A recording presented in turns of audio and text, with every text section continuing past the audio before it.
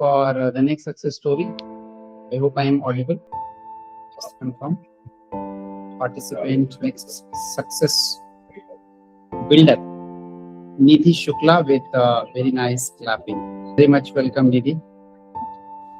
So now you can relax and many congratulations from Lepal Education, all the faculty members, everyone behind the scene. Thank you so much, everyone. Thank you so much, sir, Neelu ma'am. Everyone so much. Thank you so much.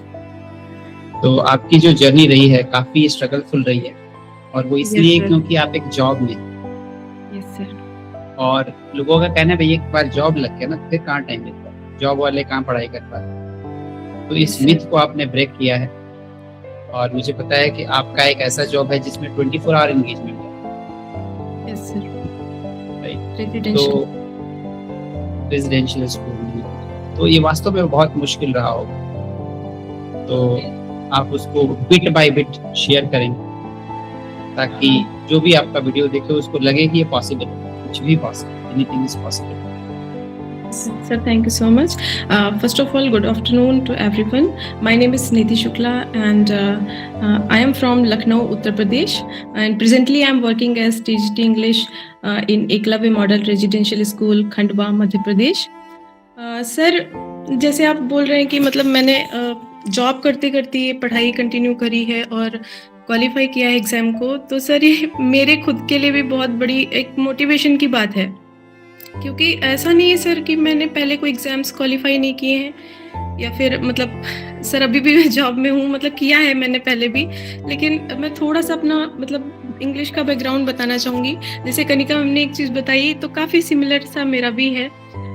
Sir English में मुझे interest था, but English मुझे बहुत अच्छे से नहीं आती थी क्योंकि जो हमारी स्कूलिंग होती है उसमें मुझे इंग्लिश अच्छे से नहीं पढ़ाई गई, तो वहाँ पे टीचर्स मुझे अच्छे नहीं मिले। बस 11th 12th में मुझे एक मैम मिली थी जिन्होंने लिटरेचर पोर्शन पढ़ाया। यूपी में सर लिटरेचर और ग्रामर का पोर्शन हाफ हाफ होता था, तो वो टीचर मुझे लिटरेचर पोर्शन पढ़ाती थी और इतना ब्यूटीफुल तरीके से उन्होंने पढ़ाया।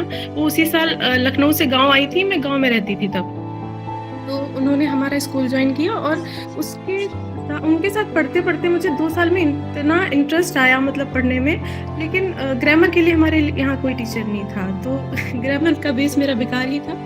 बट उन्होंने बहुत अच्छे से पढ़ाया और ग्रामर मैंने अपने आप से जैसे भी कर पाई और 100 में से 90+ मार्क्स आ गए मेरे जब एग्जाम में, तो मुझे ऐसे लगा कि नहीं ये सब्जेक्ट मेरे लिए अच्छा है। और चूंकि मैं आर्ट्स बैकग्राउंड से थी तो ये भी था ना कि मतलब लाइक उसको इतना अच्छे से कंसीडर नहीं करते हैं लोग। आप बीए करो ये में करो तो इसको लोग ऐसे मानते हैं कि ये तो हर एक वीक स्टूडेंट प्रेफर करता है।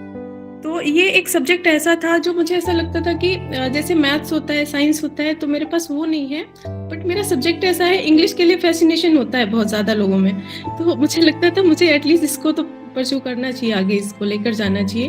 तो मैंने ग्रेजुएशन किया सर। ग्रेजुएशन में अगेन मेरे साथ गड़बड़ हो गई। जो लिटरेचर की मैम मुझे अच्छी मिली भी थी, वो सर ग्रेजुएशन में मुझे जो सर मिले वो सिर्फ इंग्लिश के टीचर ही नहीं थे, एक्चुअली वो मल्टी टैलेंटेड कह लूँ। उन्होंने बहुत सारे अलग अलग सब्जेक्ट्स में पीजी कर रखा था, तो प्राइवेट कॉलेज था तो उनको इंग्लिश भी देती, तो वो इंग्लिश समरी करा देते थे हिंदी में, और मेरा पूरा बेस फिर से खराब हो गया। जो थोड़ा बहुत सही हुआ था वो भी खराब हो गया। फिर मुझे सर शुरू से ही टीचर बनना था, तो मतलब टीचर में मैं ये भी नहीं जानती थी कि मुझे टीजीटी पीजीटी का भी पता नहीं था सर, लिटरली मैं बता रही हूँ। मेरा बस मेन फोकस था कि मुझे प्राइमरी एजुकेशन में जाना है, तो मेरा ये था कि मैं अच्छे से करूं, और मेरे लिए पीछे का मेरिट अच्छी रही थी, तो मुझे लगा कि मेरा बीटीसी में सिलेक्शन हो जाएगा। उस टाइम बीटीसी के नाम से कोर्स हुआ करता था, तो मैं बस उसी के पर्पज से पढ़ रही थी, और मतलब ऐसे ग्रेजुएशन मेरा हो गया। इंग्लिश का मतलब बेस जो था वो भी और खराब हो गया, डिग्रेड हुआ, अच्छा नहीं हुआ। फिर मैंने एंट्रेंस दिया, बीएड का एंट्रेंस मेरा क्वालिफाई हो गया। मेरे सर ने कहा था मुझसे कि बीएड भी दे दो और बीटीसी का भी, जिसमें हो जाए उसमें चले जाना, जिसमें सरकारी कॉलेज मिल जाए, फीस का रिलैक्सेशन मिल जाएगा। तो मेरा बीएड में हो गया, उसमें गवर्नमेंट कॉलेज ही मिल गया मुझे, और उसके बाद मेरा बीटीसी में भी हो गया। तो सर जो चीज़ें होती हैं कई बार वो हमारे मतलब बेटर के लिए होती है। सोचिए मैं टीजीटी के बारे में नहीं जानती थी, मैं सिर्फ जानती थी कि प्राइमरी उसकी बड़ी वैकेंसी आती है, उसी में भले क्वालिफाई कर लूँ, टेट करना है और उसके बाद वो। तो जिन भी सर ने मुझे सजेशन दिया तो वो मेरे लिए पहली बात तो बहुत बेनिफिशियल हुआ, क्योंकि मैं जब बीएड करने गई तो वहाँ इंग्लिश मुझे ऑप्ट करना पड़ा, क्योंकि एक सब्जेक्ट लेना होता है ग्रेजुएशन का। तो वहाँ मुझे ये रियलाइज़ हुआ कि इंग्लिश नहीं आ रही है मुझे ठीक से, मतलब लाइक मुझे सेंटेंस फॉर्मिंग भी नहीं आ रही ठीक से, और ग्रेजुएशन का जो बेसिस था वो भी बेकार ही था। तो मतलब डर लगा मुझे। तो सर फिर मैंने वहाँ पे ऐसे डिसाइड किया कि वहाँ पे मेरे जो प्रोफेसर्स थे मैं बहुत इंस्पायर थी उनसे, स्पेशली दीपा अवस्थी मैम। अलवीना की भी रोल मॉडल है वो। अलवीना मेरे साथ वहीं पे थी बीएड कॉलेज में। तो सर उनको देखकर मैं इंस्पायर हुई कि मुझे भी कभी ऐसे प्रोफेसर बनना है, और इंग्लिश का कुछ बेस नहीं अच्छा था, तो मैंने सोचा मैं एमएड करूंगी और एमएड के थ्रू मतलब यही करूंगी। फिर मैंने जब मेरे टीचर से डिस्कस करा वहाँ पे, तो एक इमरान सर है हमारे यहाँ बीएड में, एक प्रोफेसर है वो भी। तो उन्होंने मुझे समझाया कि निधि, तुम्हारा अगर ग्रेजुएशन इंग्लिश से रहा है तो तुम्हें इंग्लिश से एमए करना चाहिए, और एमए करने के बाद तुम्हें एमएड, उसके बाद तुम्हें डबल पीजी चाहिए होता है। एमएड आप अकेले नहीं कर सकते हो, कोई पीजी और भी चाहिए होगी डिग्री, तो आप इंग्लिश में कर लो, और इंग्लिश में स्कोप ज़्यादा है। तो सर वहाँ मेरा लक काम आ गया, और मैंने लखनऊ यूनिवर्सिटी का एंट्रेंस का फॉर्म फिल करा और मेरा सिलेक्शन हो गया उसमें। बट मैं प्रिपरेशन कर रही थी इधर की। तो सर वही करते करते वहाँ मुझे मतलब पहली बार मैं बस ये बताना चाह रही थी कि इंग्लिश के जिस बैकग्राउंड से मैं आ रही थी, वहाँ मेरा प्रमोशन नहीं हो रहा था, डिग्रेडेशन हो रहा था। मतलब जो मेरा 12th तक थोड़ा ठीक भी था वो भी खराब हो गया था। लेकिन यूनिवर्सिटी में आने के बाद मैंने कुछ टाइम रेगुलर क्लासेस की हैं 1-2 महीने के लिए, वहाँ वापस से सर मेरा कॉन्फिडेंस थोड़ा सा बूस्ट हुआ था कि मतलब थोड़ा बहुत आता है, बट स्पीकिंग नहीं आती थी। तो मैं वहाँ तक पहुँची, और उसके बाद मैं उसको ठीक से नहीं पढ़ रही थी, क्योंकि मुझे इधर के एग्जाम्स क्वालिफाई करने थे, और इधर का मैं पढ़ते पढ़ते निकल आई। मैंने नेट का भी नहीं सोचा था कि मुझे नेट करना है, क्योंकि आगे का इधर ज़्यादा अच्छे से पता नहीं था। सर अभी मैं ऐसे लंबा जारी, फिर आप पहले कुछ थोड़ा स्पेसिफिक क्वेश्चन पूछिए, मैं वहाँ से ऐसे दोबारा कंटिन्यू करूँगी।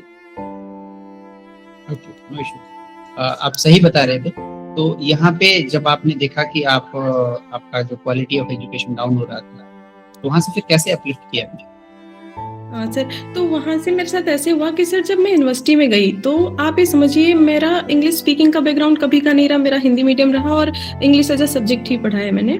तो जब मैं यूनिवर्सिटी गई तो सर वहाँ पहली बार मैंने वाइवा फेस किया है ना, वाइवा प्रोफेसर्स लेते हैं, तो मुझे पहली बार मैं डर के गई अंदर, और मैं सर से बोलने लगी, सर आप मेरे से हिंदी में पूछ लो, मैं हिंदी में बोल सकती हूँ बट इंग्लिश में नहीं बोल पाऊंगी, मतलब इतना कॉन्फिडेंस नहीं आ रहा, फर्स्ट सेमेस्टर था मेरा। बट सर ने मेरे कहा कि आप इंग्लिश में ही बोलो, टूटा फूटा बोलोगे, इट्स ओके। तो सर उस दिन से मैंने हिम्मत जब करनी शुरू की, तो मेरे 4 सेमेस्टर रहे, और चारों सेमेस्टर में मैंने वाइवा में उन बच्चों से मार्क्स अच्छे स्कोर किए जो क्लास में बहुत अच्छी स्पीकिंग करते थे। तो वहां से एक ये कॉन्फिडेंस जरूर आया कि मतलब अगर मैं इसको ठीक से पढ़ पाऊंगी कभी। उस टाइम सर मैं नहीं पढ़ पा रही थी, सिर्फ मैं नोट्स बनाती थी सिर्फ एग्जाम पर्पज से, और बस उतने ही क्वेश्चन प्रिपेयर करके बस पेपर ही पास करती थी चारों सेमेस्टर के। और मैंने लिटरेचर नहीं पढ़ा, मतलब जैसे पढ़ना होता है ना कि आप एटलीस्ट या तो यूनिवर्सिटी अगर रोज जा ही पाओ तो वो भी बहुत बड़ा एक मिलता है आपको एक्सपोजर, बट नहीं जा पाई मैं। 2 महीने गई होंगी मुश्किल से, उसके बाद फिर ब्रेक करके कभी 2-3 महीने में एक आधी बार बस। तो सर फिर वहां से फिर वो भी खराब हो गया, क्योंकि मतलब जब आप रेगुलर नहीं रहोगे तो वो चीज का भी बेनिफिट कहाँ मिलेगा। तो वहां भी मतलब ऐसे लगता था कि जितना क्वेश्चन में आ रहा है बस उतना ही आता है मुझे, और लिटरेचर का बेसिस नहीं आता मुझे बिल्कुल, मतलब उसका बेस नहीं पता, कोई मुझे अच्छे से एक्सप्लेन करने के लिए बोले मुझे नहीं आता है। तो इसका मैं इतना नहीं सोचती थी, मैंने सोचा आप चलो इधर बीएड वाला हो गया है तो चलो उधर के एग्जाम्स की प्रिपरेशन करते हैं। तो यूपी टीजीटी की मैं प्रिपरेशन कर रही थी, उसमें सर लिटरेचर पोर्शन में सिर्फ 4 राइटर है, तो अगर आप पढ़ेंगे भी तो बस उन्हीं 4 राइटर्स के इर्द गिर्द, तो उतने ही लिटरेचर मैंने थोड़ा सा पढ़ा था, बट मुझे आइडिया नहीं था ठीक से। इसमें इंटरेस्ट मेरा सर तब आया जब एक भैया थे, मतलब वो बीएड में पढ़ते थे मेरे साथ, उन्होंने मुझसे कहा कि निधि तुमने दिसंबर का नेट फिल किया है 2023 का? तो मैंने कहा नहीं मुझे आते ही नहीं है, नेट कहाँ निकाल पाऊंगी, मुझे आते ही नहीं, ना तो पैटर्न पता है।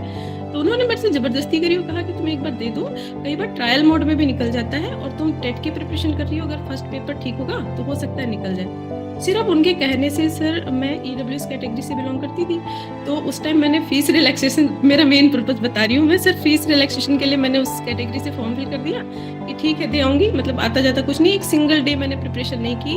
उसी टाइम सर जो आज मैं जिस जॉब में हूँ इसका पेपर था 10 दिन के बाद नेट के, तो मैं इसको थोड़ा 10-20 दिन मैंने देखा था, लेकिन उसको तो मतलब एक सिंगल डे में सर कह सकती हूँ मैंने नहीं देखा था, और उसमें बहुत बड़ा रोल मेरा निकल गया, मेरा क्वालिफाई हो गया था ईडब्ल्यूएस कैटेगरी से।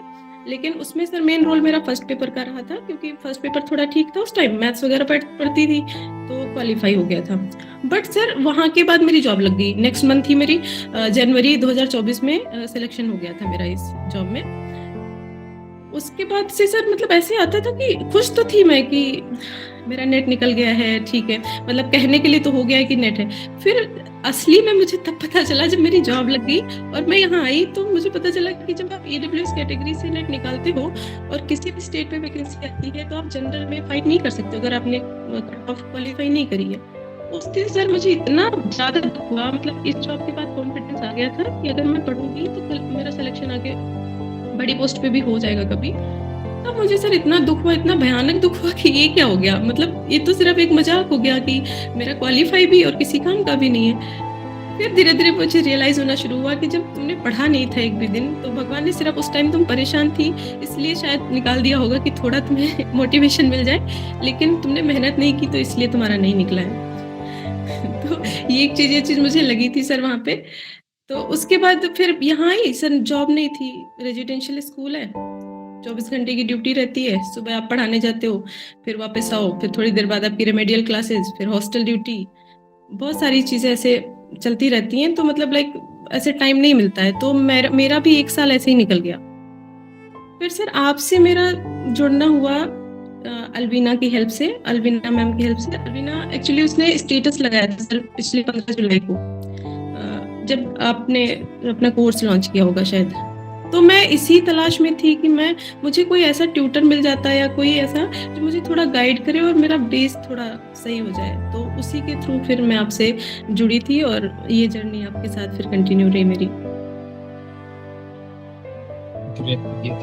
तो जब अपनी जर्नी कंटिन्यू की और मेरा और आपका पहला कॉन्वर्सेशन हुआ था, जब आपने कहा सर मुझे टाइम ही नहीं मिलता, मैं कैसे पढ़ाई करूं। Yes sir. शुरुआत में बहुत लैग्स होते थे, आप पैचअप नहीं कर पाते थे सिलेबस के साथ, तो इन सब चीजों को कैसे मैनेज किया सर? एक्चुअली मेरे साथ मतलब ऐसे था कि जैसे पहले मेरे जो भी एग्जाम्स हुए थे, मतलब उनमें सर मैं घर पे रहती थी, मैं कोई जॉब नहीं करती थी, तो जैसे ऐसे होता था, थोड़ी केयरलेस टाइप की रही हूँ मैं तो बहुत रिलीजियसली नहीं, बट ऐसे इंटरमिटेंटली मैं पढ़ती रहती थी, ऐसे दिन में कभी किसी टाइम। बट सर जॉब के बाद जब शेड्यूल मेरा ऐसा हो गया, तब मुझे डर ये लगा कि अगर मैं इस शेड्यूल के साथ कंटिन्यू नहीं कर पाई तो इसी जॉब में रह जाऊंगी, और जॉब तो छोड़ने का मतलब क्या है, जॉब तो मुश्किल से लगती है, छोड़ तो पाऊंगी नहीं। फिर सर जब मैंने आपके वाला ये कोर्स लिया और अलवीना से बात की, तो उसने बताया कि सर ने पूरा डिजाइन कर रखा है, बहुत अच्छा है, मतलब तुम बस उसको फॉलो करती जाना और हो जाता है। लेकिन सर जब मैंने करना शुरू किया और करने के कुछ ही टाइम के अंदर मुझे 10th क्लास दे दी मैम ने, बोर्ड की इस बार, और पिछली बार जब मैं आई थी नहीं तो मैंने 6 to 8 ही पढ़ाया था, मैंने बोर्ड क्लासेस नहीं पढ़ाई थी, इतना हेडेक भी नहीं था सर। अब इतना मेरे प्रेशर शुरू हो गया कि मेरा टास्क नहीं पूरा होता था सर, मैं मुश्किल से 2-3 घंटे ही निकाल पाती थी, और उसमें मैं वीडियो देखूं कि पीडीएफ्स करूं कि मैं नोट्स बनाऊं, मुझे कुछ समझ ही नहीं आता था। 2 महीने मेरे सर बेकार हो गए इसी चक्कर में। मैंने आपसे बीच में बात भी की, आपने मुझे समझाया कि निधि किसी और के लूप में नहीं घूमना चाहिए, आप अपना देखो, अपना टाइम जोन देखो और उसके हिसाब से चीज़ों को जैसे कर पा रही हो, वीडियो कर पा रही हो वीडियो करो, पीडीएफ कर पा रही हो पीडीएफ करो, बट जो तुमसे हो रहा है वो करो, परेशान मत हो। लेकिन सर मैं सच बताऊं, मैं नहीं समझा पाई खुद को। मैंने नीलू मैम को कॉल किया, फिर भी मुझे ऐसे समझ ही नहीं आ रहा था मैं कैसे बैलेंस करूं। मेरा ब्रिटिश लिटरेचर पूरा इसी केओस में ही निकल गया, कुछ कर पाई नहीं कर पाई, कभी ट्रेनिंग आ जाती थी और कभी जैसे घर जाना हो गया तो पूरा रास्ते ही ऐसे ट्रेन में जा रही हूँ तो नेटवर्क इशू है, तो क्लासेस भी कई बार ऐसे ब्रेक हो जाती थी। तो सर मेरे ऐसे था कि मैंने ज्वाइन भी कर लिया और कर भी नहीं पाई। बहुत बार मेरे मन में आया मैं छोड़ दूं, लिटरली मेरे मन में यही आता था कि इतना बर्डन मैं नहीं फेस कर सकती, मैं छोड़ दूं, मतलब मैं क्या करूं, ऐसे नहीं कर पाऊंगी। फिर आपने बताया मुझे बबली मैम से बात करने के लिए, आपने कहा और नीलू मैम ने भी कहा, और उन्होंने मुझे नंबर भी दिया कि आप एक बार बबली मैम से बात करो, वो आपको आपकी प्रॉब्लम के हिसाब से थोड़ा शायद गाइड करने में हेल्प करेंगी, उन्होंने ऐसे ही करा है। सर उनसे मेरी जब बात हुई तो उन्होंने बहुत मोटिवेट करा मुझे, मतलब उनका और मेरा बहुत कुछ सिमिलर था। तो उन्होंने मुझे समझाया कि ये जो टाइम है, टाइम नहीं मिलता है, उनको भी नहीं मिलता था, मुझे भी नहीं मिलता है। तो उन्होंने कहा ऐसा सोचना नहीं है कि हमें टाइम नहीं मिल रहा है, हमें जितना हो रहा है, जैसे हो रहा है उसको बस कंटिन्यू करो और रिवीजन करते रहो। बट सर फिर भी फिर से नहीं हो पा रहा था इतना, बीच बीच में मैं कर पाई, बीच बीच में नहीं भी कर पाई। तो नीलू मैम से फिर उसके बाद मेरी जब बात हुई है, उस तब से मेरा सब कुछ ऐसे थोड़ा शेड्यूल सही हो गया था। वो बात शायद मेरी अक्टूबर के आसपास हुई थी, जब हमारा लिटरेरी थ्योरी शुरू हो गया था। तब उन्होंने मुझे एक बार, तब मैंने मतलब मुझे सर बहुत चीज़ें नहीं समझ आती थी। मुझे लगता था मैं टेस्ट देती हूँ, मेरे तो 60% ही रह जाते, सबके 80 हो जाते हैं, 90 पहुँच जाते हैं। हाँ, मैं कहाँ स्टैंड करती हूँ, बस पता नहीं कैसे मैं पास हो जाती थी, बस इतना ही था। तो मुझे बहुत घबराहट होती थी। मुझे लगता था ना मैं क्लास में सही से बता पाती हूँ, नहीं मैं ये कर पा रही हूँ, कैसे करूँ? तब फिर मैंने नीलू मैम से एक बार बात करी दोबारा से। तब उन्होंने थोड़ा-सा मेरी शायद सिचुएशन को और अच्छे से समझा, और मैं काफ़ी देर तक उन्होंने मुझसे बात की और समझाया कि मैम धीरे-धीरे बर्डन कम होगा और आप करती रहो, हो जाएगा। तब से सर मेरा थोड़ा शेड्यूल सही हो गया था। उसके बाद मैंने फिर मतलब कंसिस्टेंटली अच्छे से वीडियोज़ करे। मैंने लिटरेरी थ्योरी बहुत अच्छे से पढ़ने की कोशिश की थी और नोट्स भी बनाए। फिर वहाँ से मैंने मतलब जितना मेरे से हो सका कंटिन्यू किया है। मतलब ऐसे कंसिस्टेंसी तो नहीं छोड़ी मैंने, क्लासेस जानबूझ के कभी नहीं छोड़ी। एक आधी क्लासेस ब्रेक होती थी बिल्कुल मजबूरी में, जैसे कभी ट्रेनिंग पे चली गई या कहीं, तो ऐसे ही रहा है। तो आपने शुरुआत में कहा कि इतना बर्डन में नहीं झेल पाऊंगी, अभी क्वालिफाई करने के बाद क्या लगा? सर अब तो मुझे लग रहा है कि मतलब मैं बेवकूफ़ थी। मतलब 2 महीने मुझे वेस्ट नहीं करने चाहिए थे। सर उसमें मेरा कॉन्फिडेंस बहुत लो हो गया। मतलब लाइक मैं ऐसे परेशान होती थी कि रश्मिता मैम का मैंने वीडियो शायद आपने कर रखा है पहले का कभी, मैंने 1-2 फिर देखे थे। नीलू मैम का एक वीडियो देखा आपका सक्सेस स्टोरी का, और रश्मिता मैम का देखा, तो उनके में एक बढ़िया चीज़ लगी। उन्होंने कहा कि मुझे टाइम नहीं सर मिलता था, तो मैं क्या करती थी संडे को मुझे टाइम मिलता तो पूरे दिन पढ़ लेती थी उस दिन जितना होता था। तो सर उन सब चीज़ों से थोड़ा-थोड़ा मोटिवेशन लेके फिर मैंने करना शुरू किया। बट मैं इतना नहीं, फिर भी नहीं कर पाती थी सर, मैंने सबसे कम किया है, मैं झूठ नहीं बोलूँगी। मैं अपने लेवल से पूरा करती थी, बट ना तो मेरे पास 6-7 घंटे टाइम था, ना मेरे पास 10 घंटे टाइम था, और ना ही सिर्फ़ यही काम था कि मैं सिर्फ़ यही कर पाऊँ, मेरी और भी बहुत सारी ड्यूटीज़ थी। बस इतना था कि मैंने सिर्फ़ 6 महीने में नेट ही सोचा है, और अपने आप को बस यही कहती थी। एक मेरे यहाँ सर पढ़ाते मेरे साथ, उन सर ने मेरे से एक बात हमेशा कही कि निधि तुम अपने आप को ये सोचना कि अगर तुमने कोचिंग क्लासेस छोड़ दी ना तो तुम बिल्कुल नहीं कर पाओगी। इसके चक्कर में ज़बरदस्ती लगी तो रहती हो, अदरवाइज़ काम आएगा तो फिर छोड़ दोगी कि बाद में कर लूँगी और छूट जाएगा। तो सर ऐसे ही मतलब उसको करती रही धीरे-धीरे, और धीरे-धीरे करते-करते निकल गया। इसका तो मुझे खुद अभी भी यकीन नहीं आ रहा है। मैं सबसे सर मैं कहूँगी मेरे बैच में मैं सबसे शायद वीक परफ़ॉर्मेंस मेरी होती होगी। बट ये क्वालीफाई हो गया, ये मेरे लिए बहुत बड़ी बात है। और नीलू मैम का तो बहुत ही ज़्यादा रोल, उन्होंने बहुत ज़्यादा हील कराया मुझे, बहुत कंफर्टिंग फील कराया है। उन्होंने मुझे उस डर से निकाला जो क्लास के लिए मैं डरती थी हमेशा। मैं हमेशा ये डरती थी कि मैं क्लास में जाऊँगी, पायश मैम अच्छा जवाब देती हैं, पूजन मैम कितना बढ़िया जवाब देती, कनिका मैम, सारे विश्वजीत सर, बहुत लोग, जतिन सर, ये सारे बहुत अच्छे सर, इंटेलिजेंट हैं, इन लोग को बहुत अच्छे से पता है सब चीज़ें। तो मुझे ऐसा लगता था बेइज्जती हो जाती है मेरी, मैं तो जाती हूँ, मुझे आता ही नहीं ठीक से। तो उन्होंने मुझे समझाया कि क्लास में अगर आप आंसर नहीं कर पा रहे हो मैम, तो इसका मतलब ये नहीं कि आपको पढ़ना नहीं है। आप जितना पढ़ पाओ उतना आप पढ़ो, तो एटलीस्ट आप पाओगी। नहीं पता होगा तो डिस्कशन से बहुत कुछ क्लियर हो जाएगा। तो वो चीज़ सर बहुत काम आई, डिस्कशन से बहुत क्लियर होता है। आपको नहीं आ रहा है, जितना आप पढ़ पाए, पीडीएफ पढ़ पाओ, पीडीएफ पढ़ो, वीडियो देख पाओ, अच्छी बात है, वीडियो बहुत अच्छे हैं सर। बट जिन बच्चों के पास टाइम ना हो, मैं उनके लिए बस ये बोल रही हूँ कि जो भी एस्पायरेंट्स हैं जिनके पास टाइम नहीं है, तो आप चाहे सिर्फ पीडीएफ को गो थ्रू करो। और मैम के सर के ट्यूटर्स इतने अच्छे हैं, स्पेशली नीलू मैम के साथ मेरा रहा इंटरेक्शन, कि वो आपको सर वाली कमी फील नहीं करने देंगे। आप वहाँ से पढ़ के आओ, इतना बढ़िया डिस्कशन होगा कि आपके सारे कॉन्सेप्ट्स क्लियर हो जाएंगे। तो उन सब चीज़ों से सर कॉन्फिडेंस तो आता था मुझे, बस इतना ही था कि उतना रिवीजन मैं नहीं कर पाती थी जितना बाकी लोगों ने किया। स्पेशली ब्रिटिश लिटरेचर तो शायद मैंने 1 से 2 बार ही पढ़ पाई होगी, मैं पूरा नहीं पढ़ पाई सर, इतना टाइम मुझे नहीं मिलता था। तो ये चीज़ का थोड़ा रहा। तो मान लो कि आपको 6 महीने रिवर्स जाने को मिले, यस सर। है ना, जून 2025 में पहुंच गए, तो कौन से माइंडसेट आप चेंज करके वापस आओ? अगर मैं 2000 मतलब वापस मैं अगर 6 महीने बैक जाती हूँ, तो अब मुझे जो चीज़ें क्लियर हो गई, कि क्लियर ये हो गई कि ये जो आपका शेड्यूल है बिल्कुल टाइट नहीं है। ये बिल्कुल भी टाइट शेड्यूल नहीं है। ये आपको तब रियलाइज़ होगा जब आपका एग्ज़ाम बिल्कुल नियर बाय होगा, तब आपको लगेगा आपने सब कर लिया है।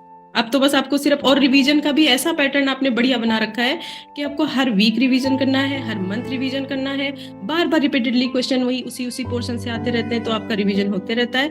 और अगर कोई मेरी तरह है तो थोड़ा कम रिवीजन कर पाता है, तो उसके लिए बस अच्छी चीज़ है कि आप फर्स्ट डे से ज्वाइन कर लो बैच को, ताकि आपको ये रिग्रेट ना हो। बहुत दिन तक तो मुझे यही रिग्रेट होता रहा कि मेरी 7-8 दिन की जो क्लासेस छूट गई, बहुत सारे वीडियोस शायद 24-25, वही रिग्रेट मेरे बना रहा पता नहीं कब तक, कि मैं वही नहीं कर पा रही हूँ बैक करके। तो अगर आपको पता चल जाता है तो फर्स्ट डे से सर का बैच ज्वाइन कर लो और जो कुछ भी उन्होंने शेड्यूल बना रखा है ब्लाइंडली फॉलो करो। मैंने एक सिंगल बुक नहीं पढ़ी है, मैं तो इतनी पढ़ाकू भी नहीं हूँ कि बहुत ज़्यादा बुक्स वगैरह, मैं बुकिश नहीं हूँ, मैं सर नहीं पढ़ पाती हूँ अकेले। तो मैंने तो बस यही 2 बुक प्रेफ़र करी है आपकी, लिटरेरी थियरी की और वर्ल्ड लिटरेचर। और बाकी जो आपका शेड्यूल था इसको जितना मैं कर पाती थी मेरे लेवल से उसको मैंने मतलब मैंने करा है सर। मैंने इससे पहले ऐसी इतनी मतलब ऐसे फ़ोकस होके पढ़ाई नहीं की। सर इस बार मैं 20 दिन की मेरी छुट्टियाँ हुई ऑटम ब्रेक की, तो बहुत दिन से मैं नानी से नहीं मिली थी, तो नानी के घर गई मैं 3 दिन के लिए। सर सोचो मैं इतनी मतलब ऐसे मतलब फनी टाइप की पर्सन हूँ कि मुझे एंजॉय करना अच्छा लगता है। कहीं गई हूँ तो फिर कोई टेंशन नहीं। लेकिन इस बार मैं वहाँ पूरे-पूरे दिन ये पढ़ती थी कि मेरा आज क्विज़ है या फिर आज ये है, तो चलो वहाँ से मैं लाइट नहीं होती थी, मैं चल-चल के वहाँ से वीडियो कॉल अटेंड करके पढ़ाई। तो मुझे खुद ही में ये रियलाइज़ ज़रूर होता था कि इस बार मैं पढ़ रही हूँ। मतलब लाइफ में पहली बार मैं सीरियसली पढ़ रही हूँ। तो ये था, इतना तो था। इसका मतलब कि जब आप सीरियसली पढ़ना शुरू कर देते हैं तो चीज़ें क्लियर होनी शुरू हो जाती हैं। हाँ सर, क्लियर होनी शुरू हो जाती हैं और प्लस आपके अंदर एक ये, जैसे मैं ये नहीं कहूँगी कि मतलब इतना जोश था मेरे अंदर या जुनून, लेकिन एक चीज़ सर मेरे अंदर थी कि मैं पीछे रह जाऊँगी अगर अभी मैं नहीं कर पाई तो आगे तो रिस्पॉन्सिबिलिटीज़ बढ़ेंगी। फॉर एग्ज़ाम्पल सर अभी जो एज हो रही है, धीरे-धीरे 1-2 साल बाद आप किसी और फ़ेज़ में लाइक मैरिड लाइफ़ आप उस फ़ेज़ में भी एंटर करोगे तो फिर चीज़ें मुश्किल होंगी, मतलब ऐसा थोड़ी ना ईज़ी होंगी। तो मैंने अपने आप को इतना ज़रूर समझाया था कि 1 साल तो मैंने पिछली बार मतलब बस एक्सपीरियंस लेने में ही स्कूल का बिता दिया। तो फिर मुझे लगा कि अभी अगर ये 6 महीने मैं बहुत वीक फ़ील कर रही हूँ, बहुत जगह मुझे लग रहा है, मेरी तबीयत सर कई बार खराब हुई, आपसे बात की मैंने। और तो मैंने ऐसे सोचा अगर ये 6 महीने मैंने इतनी जो मेहनत 4-5 महीने की है और ये लास्ट में मैं अगर ऐसे हो जाऊँगी तो फिर पूरा खराब हो जाएगा। मुझे दोबारा 6 महीने देने पड़ेंगे जो मेरे लिए बड़ी मुश्किल है।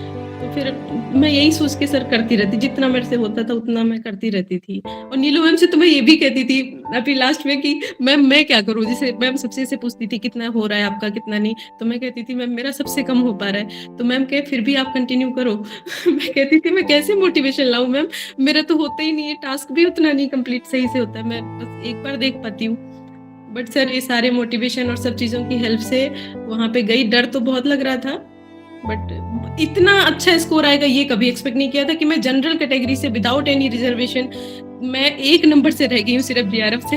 ये चीज़ मेरे लिए सर अनएक्सपेक्टेड थी। मतलब बहुत मिल गया, जितना मैंने मेहनत की उससे भी ज़्यादा। वाह, दैट्स रियली अमेजिंग। जनरली मैंने देखा है कि लोगों को जॉब लग जाती है कि उनको लगता है अब ज़िंदगी में सब कुछ मिल गया। आपके पास वो कौन-सा कोर्स था जो इतना मिलने के बाद भी, जॉब मिलने के बाद भी अंदर से इग्नाइट कर रहा था कि और आगे, और आगे? सर इसका मेरा ये था, मैंने जैसे अभी आपको बताया, सोचो जो बच्चे का माइंडसेट हमेशा ऐसे रहा कि उसको प्राइमरी में जाना है, उसके लिए तो टीजीटी बहुत बड़ी बात हो गई ना सर, हम 2-3 लेवल ऊपर आ गए। उसके बाद फिर मुझे अब रियलाइज़ होना कुछ 1-2 साल से ही शुरू हुआ कि मैं मेरा पोटेंशियल कुछ और है। मैं मतलब कर सकती हूँ, कुछ और लेवल तक जा सकती हूँ। तब मेरे ऐसे फिर मन में आया कि मुझे रहना तो टीचर ही है। ये तो मेरा 100% श्योर है। टीचर के अलावा मैंने कभी कुछ बनने का नहीं सोचा। मैं बचपन से ही बस टीचिंग के प्रति पैशन था, तो वो मैं उस फील्ड में आ गई। फिर मेरा ये था कि जिस फील्ड में आप हो उसमें कम से कम आप बेस्ट पोजीशन पे जाने का तो ट्राई करो, करना चाहिए।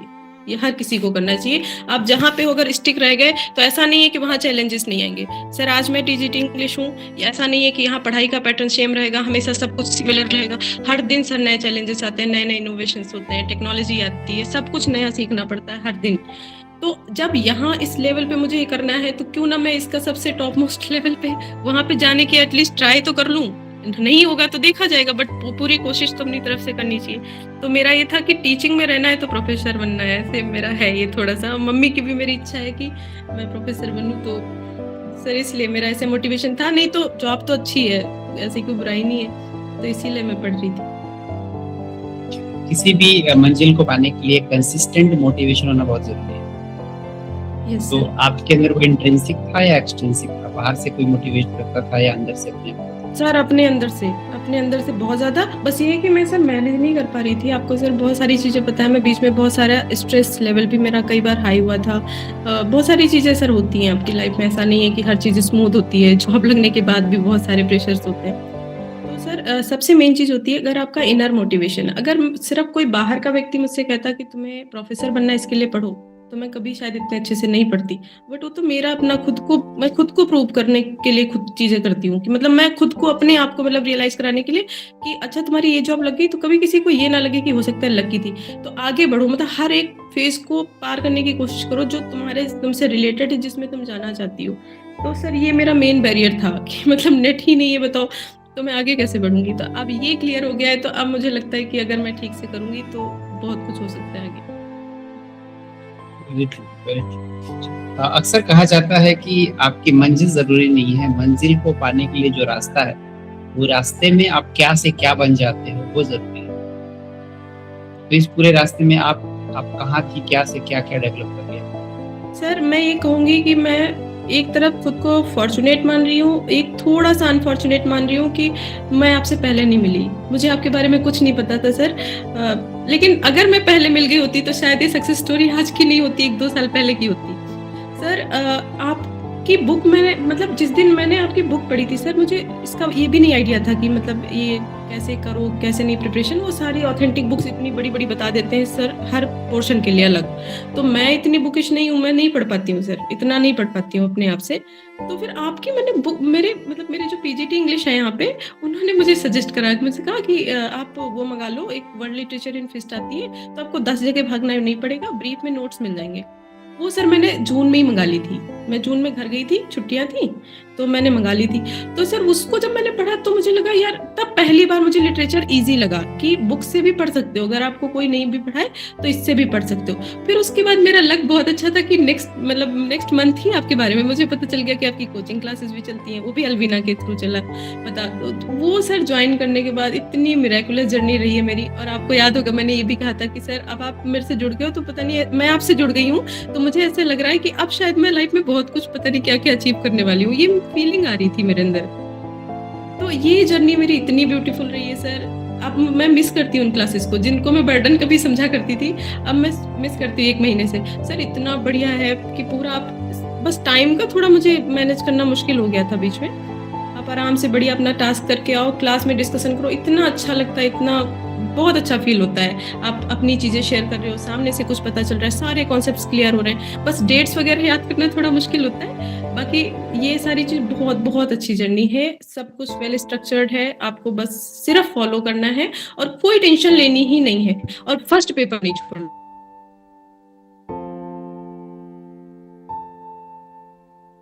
मैं ये स्पेशली सर बोलना चाहूंगी, फर्स्ट पेपर को बिल्कुल मत छोड़ो।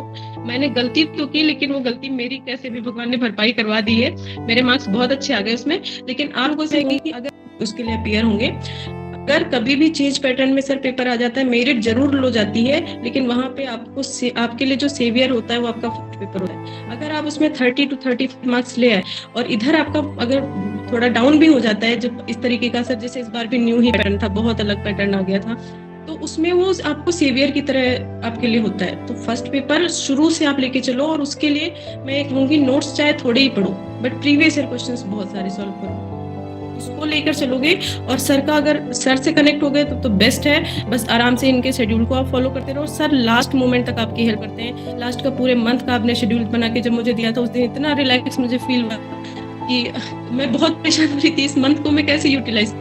तो सब कुछ वो बना के आपको दे रहे हैं, बस सिर्फ आपको फॉलो करना है। परेशान होते हैं आपको अपने ट्यूटर से, मेंटर से, अदरवाइज सर से सीधे बात करनी है, और सारी चीजें वो स्मूथली चलती जाएंगी अगर आप चीजों को बस विश्वास करके फॉलो करते रहोगे तो।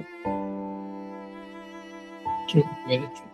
तो जब आपने अपने बर्डन को ज्यादा लेना शुरू कर दिया, तो क्या आपको लगता है कि अभी आपके पास पोटेंशियल ज्यादा हो गया, या आपने पोटेंशियल को पहचान लिया जो नहीं पहले नहीं पहचान पाते? सर मैं पहचान गई हूँ, इनफैक्ट अब मुझे लगता है कि अब तो मैं किसी भी सर ये मेरा फर्स्ट एक्सपीरियंस है, वो जो मेरा पहला नेट निकला ना निकला मेरे लिए वो उतना मायने ही नहीं रखता। जिस चीज के लिए मैंने एक भी दिन प्रिपरेशन नहीं की, वो सिर्फ मेरे लिए एक खुशी की बात हो सकती है, बट वो इनर हैप्पीनेस नहीं मिलेगी मुझे उससे कभी भी। ये मेरा फर्स्ट अटेम्प्ट था और मैंने फर्स्ट टाइम क्वालिफाई करा है अपनी मेहनत से। तो ये, और वो भी उस टाइम जोन में जो मेरे लिए सबसे डिफिकल्ट था कि इतना सारा बर्डन होने के बाद। सर आप सोचिए मैं 8 बजे तक कई बार हॉस्टल में ही होती थी, और वहां से मैं क्लास कभी कभी अटेंड करती थी तो लेट भी हो जाता था 2-4-10 मिनट। उस शेड्यूल में बच्चों के लिए पढ़ना है, अपना काम करना है, जो रिमेनिंग टाइम बच रहा है उसी में 2-3 घंटे अपनी पढ़ाई को देने हैं। तो बहुत हेक्टिक है, लेकिन अब मुझे समझ में आ गया कि अब आगे से जो मैं प्रिपरेशन करूँगी वो शायद उसमें और बेटर मैं कर पाऊँगी, जितना मैं पिछली बार मेरे से गलतियाँ हुई उनसे भी अच्छा। वेरी इट्स रियली वंडरफुल कि आप तैयार हैं कि अपनी गलतियों को डिटेक्ट करें और उसको सुधार करें। Yes sir. तो आने वाले सेशंस में, आने वाले दिनों में कौन-कौन से नए स्ट्रेटजी यूज़ करने वाले? मैं अब की बार से मैं स्ट्रेस नहीं लूँगी इतना, जितना मुझे स्ट्रेस सर इस बार ये मतलब ये मेरे लिए एक तरह से ट्रायल मोड था। ये पहली बार मेरा ट्रायल मोड ही था कि जब मैं जॉब के साथ किसी चीज़ को, वो भी सर इंग्लिश लिटरेचर जैसे सब्जेक्ट को जो कि इतना वास्ट है और उसके लिए नेट के लिए प्रिपरेशन करना सच में मेरे लिए बहुत चैलेंजिंग था। तो अब मुझे ऐसे लगता है कि जब इतने बड़े लेवल का जो मतलब मेन था जिसमें हमें सब कुछ ही पढ़ना था, तो उसके लिए अगर मैं किसी तरह से गलती करते, सुधरते, कैसे भी करके अगर निकल गई हूँ, तो आगे तो चीज़ें और सिम्प्लीफाइड है। सिम्प्लीफाइड नहीं कह सकती तो स्पेसिफाइड तो एटलीस्ट है। अगर आप असिस्टेंट प्रोफेसर के लिए भी पढ़ोगे तो चीज़ें स्पेसिफिक होंगी, ना कि इतनी वास्ट। तो सर मैं उसमें मैं तो आपसे जुड़ी रहना चाहूँगी हमेशा, और आपके अकॉर्डिंग जो आपका मैं तो उसी को सर फॉलो करूँगी। बस इस बार ये कोशिश करूँगी कि पिछली बार मैं बहुत सारी चीज़ें नहीं फॉलो कर पाई थी, तो वो सारी चीज़ें अडेयर होके पूरा रूल्स से और जो भी आपका शेड्यूल है, और मैं कंसिस्टेंटली बस पढ़ाई करूँगी। पर डे की जो भी एक शेड्यूल बना के कि शाम में लिख लेना है, नेक्स्ट डे वही शेड्यूल फॉलो करना है। गलती होती है तो अगली बार थोड़ा सा रीशेड्यूल करना है और शाम में लिख के अगले दिन फॉलो करना, बस इतना कंफर्म करना है, तो मेरा सब हो जाएगा कंप्लीट टाइम में। आपने बीच में टाइम मैनेजमेंट का भी कोर्स ज्वाइन किया था, वहाँ से लाइफ ने क्या टर्न किया? टाइम मैनेजमेंट वाले में सर मेरा जो वही एक थोड़ा सा वीक पॉइंट रह गया, मैं सुबह सर नहीं उठ पाई, मतलब सुबह का वही मेरा शेड्यूल बेकार था सर। 7 बजे मेरी स्कूल के लिए जाना पड़ता था और रात में सर लेट हो जाता था, तो बस इतना ही मेरा गड़बड़ हुआ। उससे मैंने सर एक चीज़ ये सीखी, पहली चीज़ तो आपने जैसे एक एंगर कंट्रोल वाला, इमोशनल कंट्रोल वाला एक चीज़ सिखाई कि कई बार हमारा टाइम वेस्ट होता है, हमारे इमोशंस हमारे कंट्रोल में नहीं होते तब। मतलब आपको एंगर आ रहा है या फिर कोई ऐसा नेगेटिव इमोशन आपको आ रहा है, तो आपको आना चाहिए उसको हैंडल करना, उसको कंट्रोल करना आना चाहिए, और उसको आपको कैसे लेना है वो आना चाहिए। क्योंकि कई बार गुस्सा ही आपको एक बार आ जाओ, 3 घंटे आपके वेस्ट हो जाते हैं, उसी चक्कर में आपका हेडेक होगा, बहुत सारी चीज़ें होंगी। तो एक वो चीज़ पे मैंने थोड़ा-सा काम किया, मतलब समझ के। और दूसरी चीज़ मुझे सबसे बढ़िया लगी कि जो आपने वो पूरा एक शेड्यूल दे रखा था ना, जिसमें आपको 1442 मिनट्स कितने इतने ही होते हैं शायद, वो मेरा 24 घंटे का शेड्यूल था। हर एक मिनट को आपको नोट करना था कि आपका कहाँ लग रहा है, और आपको अपने टास्क सेट करने हैं। आपका कौन सा एलिफेंट टास्क होगा, कौन उससे कम इंपॉर्टेंस वाला होगा, कौन उससे भी कम। सर उससे बहुत हेल्प मिलती है। वो थोड़ा हेक्टिक ज़रूर लगता है, आप उतने लेवल का ना करो तो भी एटलीस्ट 5 से 6 जो आपके सबसे इंपॉर्टेंट टास्क हैं उनको आप रोज़ लिखो, रात में लिख लो, और अगले दिन आप मॉनिटर करो कि आप अगर वो नहीं हो पाए तो कहाँ आपने टाइम वेस्ट किया। और इस चीज़ को अगर मॉनिटर करने लगे तो बहुत सर टाइम बच जाता है, बहुत टाइम बच जाता है, और हमें लगता है कि जहाँ हमें टाइम नहीं मिल रहा था वहाँ पे भी मिलना शुरू हो जाता है। Right, very true. तो अभी जो हमारे नए स्टूडेंट जिन्होंने ज्वाइन किया उनके लिए क्या सजेशंस हैं? सर न्यू स्टूडेंट्स के लिए मेरे ये सजेशंस हैं कि हो सकता है आप सारे मेरे से बेटर कंडीशन में हो। मेरे पास जॉब ज़रूर है, जॉब सिक्योरिटी भले ही, बट मेरे पास टाइम की बहुत कमी थी। बट आप लोग के पास टाइम है, तो आप एटलीस्ट अगर 5 से 6 घंटे अगर निकाल पा रहे हो तो आप सर का वीडियो ज़रूर देखो। और मेरा पर्सनल सजेशन है कि सर की जो बुक है, जो सर भी हमेशा बोलते हैं कि आप बुक में ही लिख लो। तो अगर आप बुक में लिख पाते हो तो वेल एंड गुड है, नहीं तो आप एक शॉर्ट नोट की कॉपी बना लो और उसमें एटलीस्ट बहुत इंपॉर्टेंट जो कुछ पॉइंट्स हैं जो आप क्लास में आज डिस्कस करने वाले हो, कम से कम उनके नोट्स बिल्कुल ब्रीफ में बना के रख लो। आधे घंटे लगेंगे, इससे ऊपर नहीं लगता, 40 मिनट, और उसको आप करो। और जो भी सर का शेड्यूल है उसको आप मतलब ये करो कि जो भी आपके टास्क मिल रहे हैं हर दिन के अपने टास्क पूरे करो। फर्स्ट पेपर को अभी से लेकर चलो, एटलीस्ट उसका बेसिक आप थ्योरी पढ़ लो, और उसके बाद प्रैक्टिस सिर्फ प्रीवियस ईयर क्वेश्चन जहाँ से भी आपको मिले उनको करते रहो। तो अगर आपके 35 उधर हो गए तो आपका एक वो बहुत स्कोर आपका डेवलप करने में मदद करेगा, प्लस आपका एग्जाम क्वालिफाई उसकी हेल्प से भी बहुत अच्छे से हो सकता है।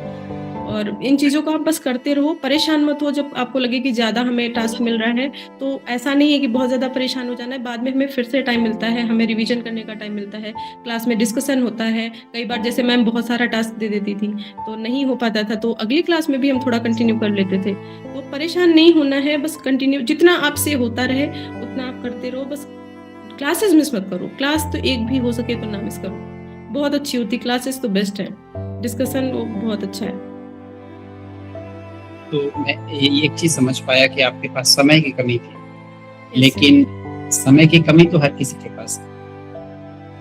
Yes, मैं sir. कोई ये नहीं कह सकता कि आज मेरे पास पूरा समय है और मैं 8 घंटे 10 घंटे दे दूं। Yes, sir. तो कितने घंटे अगर कोई दे तो कितने दिन में क्वालिफाई कर सकता है? सर मैं तो 2-3 घंटे ही कई बार दे पाती थी सिर्फ, जिसमें मैं बहुत फास्ट स्पीड में वीडियो देखती थी और उसके बाद हो पाता था तो पीडीएफ, नहीं तो बुक से ही सिर्फ देख के बस उतने ही पढ़ के करती थी। लेकिन मिनिमम आप अगर दे पाते हो तो भी कम से कम 5 आवर्स तो निकाल लो, मिनिमम निकाल लो, उतने में आपके 3 वीडियोस कवर हो जाएंगे और प्लस आपको 1 घंटे या 1.5 घंटे मिल जाएगा पीडीएफ पढ़ने के लिए। इतना भी अगर आप रोज का कर लेते हो तो आपका जब आप बार बार बाद में रिवीजन करोगे तो चीजें ऐसी लगेंगी कि आपके माइंड में पहले से ही स्टोर है। तो थोड़ा सा इस प्रोसेस को फॉलो करेंगे तो भी 5 से 6 घंटे भी अगर आप निकाल पा रहे हो अपने लिए तो इजीली हो जाएगा। उसके बाद आप क्लास में अपना डिस्कशन करोगे, चीजें कॉन्सेप्ट्स क्लियर होंगे, क्वेश्चन पूछ लो।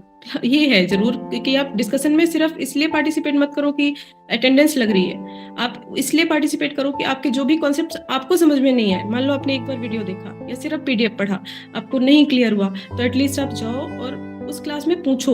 उसमें कोई बेइज्जती की बात नहीं होती, क्लास डिस्कशन होता ही इसीलिए कि आप अपनी चीजों कॉन्सेप्ट्स को क्लियर कर लो।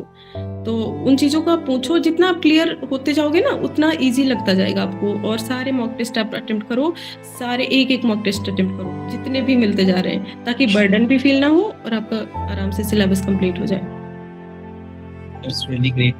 किसी ने कहा है कि पंख नहीं हुए तो क्या हुआ, उड़ान तो इरादों से होती है। यस सर, तो इरादे आपके बिल्कुल पक्के थे। ये सर ये और- तो था कि निकालना है। और स्पेशली अलवीना का जब निकल गया, मुझे उसकी वो नहीं है कि मतलब लाइक उसका निकल गया, मुझे ये लगा कि वो लड़की जो सेम जॉब में आई मेरे साथ, एटलीस्ट उसने अपना टाइम वेस्ट नहीं किया, उसने इन्वेस्ट करके फटाफट से लास्ट के 6 मंथ में अपना कंप्लीट कर। मैं तो उससे 6 महीने और पीछे हो गई। तो मुझे एक चीज ये लगी कि एटलीस्ट अभी भी टाइम है, अभी कुछ बिगड़ा नहीं है और आगे पैटर्न और टफ होता जाएगा, हो सकता है डिफिकल्ट हो जाए। तो बेटर है कि मैं ये 6 महीने एक बार इन्वेस्ट कर दूं, भले ही कोई और एग्जाम ना दूं, लेकिन ये निकल जाएगा तो मेरी लाइफ का जो सबसे बड़ा बैरियर आ रहा है मेरे सपनों के बीच में, जो मेरा मतलब जो एक तरीके से सबसे बड़ा ड्रीम है, तो वो क्लियर हो जाएगा तो मैं बहुत कॉन्फिडेंस फील करूंगी। तो इसलिए मैंने बस यही सोचती थी हर बार कि निकालना है, और सक्सेस स्टोरी का भी माइंड में आता था। तो आज आपकी सक्सेस स्टोरी बन रही है तो कैसे आप महसूस करते हैं? सर अच्छा लग रहा है बहुत, लेकिन शायद मुझे ऐसे लग रहा है कि जब मैं यहाँ पे बोल रही हूँ तो उतना अच्छे तरीके से नहीं सारी चीजें एक्सप्रेस कर पाई जैसे मैंने सोचा था। क्योंकि जब आप अपने इमोशंस को शेयर कर रहे होते हो तो आपको कई बार ये भी नहीं पता चलता है कि एक्सपीरियंसेस में आप कहाँ पे कितना ज्यादा टाइम दे दिया आपने, कहाँ पे मतलब लाइक ऐसा कुछ प्री प्लान्ड तो है नहीं, जो माइंड में आ रहा है वो बोल रही हूँ। बाकी मुझे सर बहुत अच्छा लग रहा है, ये मेरा पहली बार ऐसा है एक्सपीरियंस जब मैं कहीं पे अपनी सक्सेस स्टोरी शेयर कर रही हूँ। और उससे भी इम्पोर्टेंट ये है कि ये मेरी फर्स्ट सक्सेस स्टोरी होनी चाहिए रियल में। भले ही मेरी जॉब है बट रियल में मैंने पढ़ाई सिर्फ इस एग्जाम के लिए करी है। लाइफ में पहली बार मैंने इतनी डेडिकेशन के साथ पढ़ाई करी, तो ये मेरे लिए सच में मेरे लिए सर जॉब की खुशी नहीं हुई थी मुझे इतनी, मैं मजाक नहीं कर रही हूँ सर। जॉब वाले दिन मैं इतनी खुश नहीं थी जितना मैं इस दिन खुश थी। पूरी रात में जागती रही उसका रिजल्ट का देखते कि 90 तो थे, लेकिन पता नहीं जनरल से है निकले ना निकले। कितनी बार मैंने चेक करा तो एक बार दिख गया कि हाँ हो गया है। किसको शेयर किया सबसे पहले आपने रिजल्ट? अब सर रात में 4 बजे किसको ही शेयर करूंगी, तो रात में तो किसी को नहीं किया। सुबह उठी तो मैं यहाँ पे रहती हूँ तो यहाँ पे हम सारे टीचर्स भी रहते साथ में, तो रूममेट थी उसको बताया। फिर जब स्कूल गई तो वहां सबको पता चला और फिर मम्मी को बताया। मम्मी बहुत ज्यादा खुश थी, मम्मी का सर बीपी एक दिन पहले ही 180 था, बहुत हाई था, बहुत परेशान थी वो। तो मैं उसके लिए भी बहुत परेशान थी, मुझे रात में 2 दिन से नींद नहीं आ रही थी, मम्मी की तबीयत नहीं सही थी। लेकिन जब मैंने ये चीज बताई तो मम्मी बहुत खुश थी। तो मुझे ये लगा कि 3 दिन से वो बहुत परेशान है, तो एटलीस्ट आज सुन के उनको थोड़ा राहत मिल गई है। बहुत खुश थी कि अब बेटा सब सही हो जाएगा, आगे और अच्छा होगा, मतलब ऐसा नहीं है कि तुम आगे नहीं कर पाओगी। तो एक चीज तो आपने एक्सपीरियंस कर लिया कि अगर आप डेडिकेशन के साथ लग जाओ, हार्ड वर्क के साथ लग जाओ तो कोई भी एग्जाम मुश्किल नहीं।